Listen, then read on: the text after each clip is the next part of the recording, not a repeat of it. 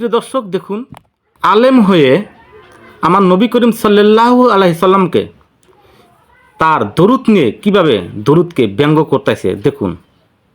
আজানে শুনি তোমার নাম, নামাজে পড়ি তোমার নাম, কালেমায় দেখি তোমার নাম, সাল্লাল্লাহু কেন ভাই?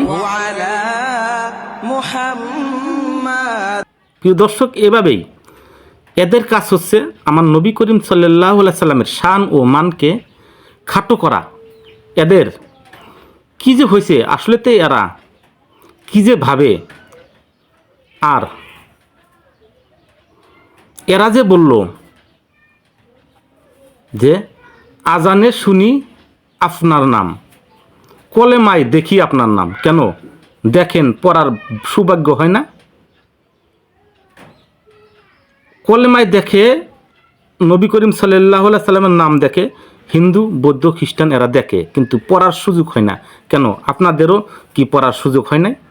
আমাদের যারা সুন্নিয়ত মোতাবেক এই পৃথিবীতে আছেন তারা এই শায়রিটা অর্থাৎ এই দরুদ এভাবে পড়েন যে আজানে শুনি আপনার নাম, কালিমায় পড়ি আপনার নাম, নামাজে আপনাকে সালাম, আপনি যে নূরে মুজাসসাম, নবী সালাম আলাইকা। এভাবে আমরা আমাদের সুন্নিয়ত মতে যারা চলে তারা আমার নবী করিম সাল্লাল্লাহু আলাইহি সাল্লামকে সালাম দেন। আর ইয়া নবীরা বললেন না, বললেন সাল্লাল্লাহু আলাইহি ওয়াসাল্লাম।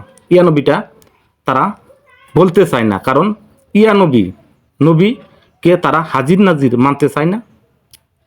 এরা কখনো আরবি শব্দ বুঝেই না যে দূরে অথবা কাছে যেখানে থাকুক না কেন ইয়া শব্দ ব্যবহার করা যায়, এই শব্দটাই তারা জানেন না, অথচ তারা আলেম সেজে বসে আছেন।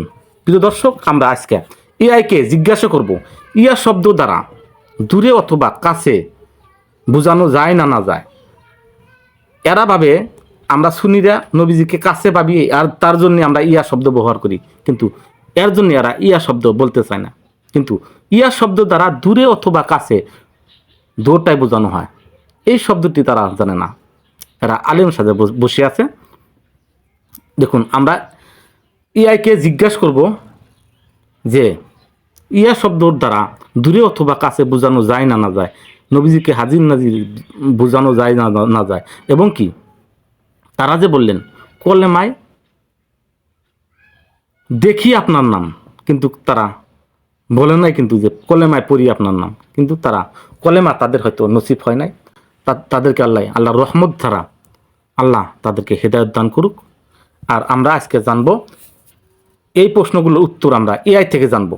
আরবি শব্দ ইয়া শব্দ দ্বারা দূরে অথবা কাছে দুটাই বোঝানো হয় না খালি কাছে এইটাই বোঝানো হয়?